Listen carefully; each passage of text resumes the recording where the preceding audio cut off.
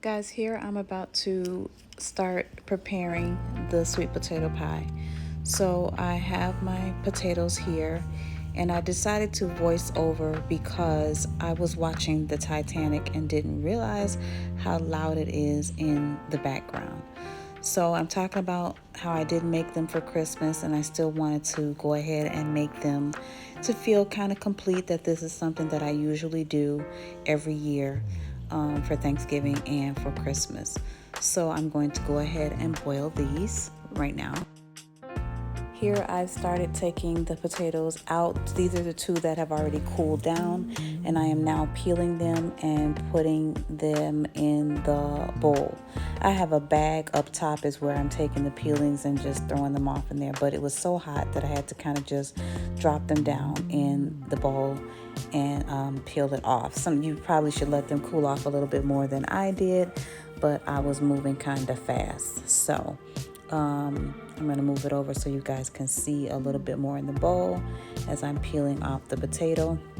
And like I said, I still have two that are boiling. These were pretty big potatoes, so I kind of had to boil them two at a time in the pot that I had. I didn't use a bigger pot like I should have. I was using the fork to get some of the peeling off because, again, it was really hot and I should have waited a little bit longer for them to cool off. You probably can see the steam coming up off of them as I am doing that. So now I have all four of the potatoes all mixed together. I am using a whisk to keep the consistency from getting mushy.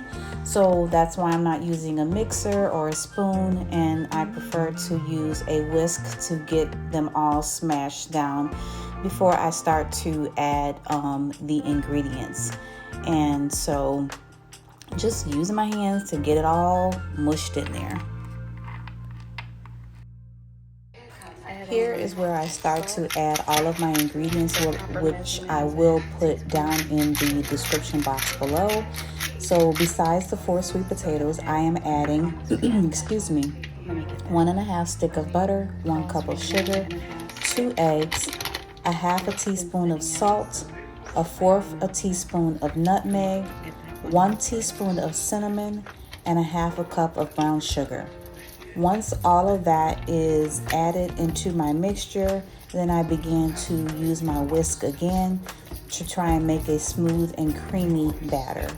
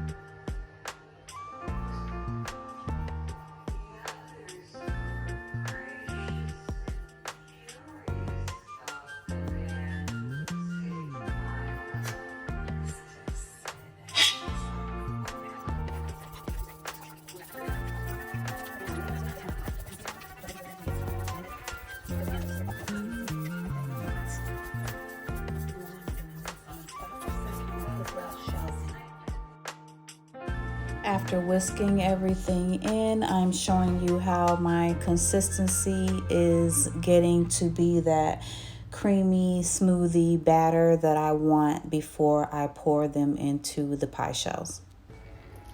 Giving it a little bit of a taste test here to see if it's to my liking. And I'm thinking like, yeah, it's tasting just like grandma's to me. So I think it's almost ready.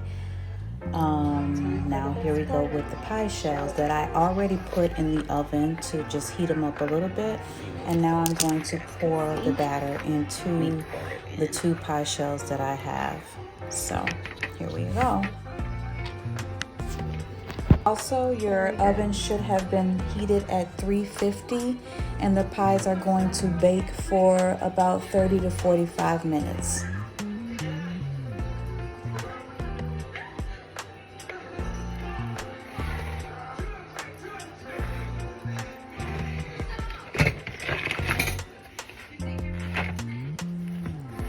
Guys, doesn't all this creamy goodness just look so good? I cannot wait to eat these pies.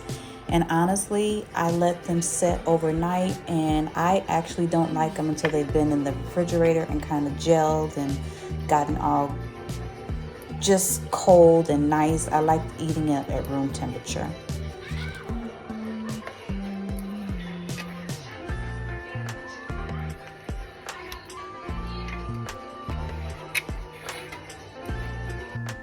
And here are both of the pies ready to go into the oven. I was able to use all of that mix for both of these pies. So perfect measurement of everything. So let's get them in the oven. Guys, here are the 2 pies out of the oven, setting out to cool. And I cannot wait until tomorrow to cut one of these cold and have with a cold glass of milk, just the way my grandma would have had it. Thanks for watching. Hope you enjoyed. And remember, I will have the ingredients down below.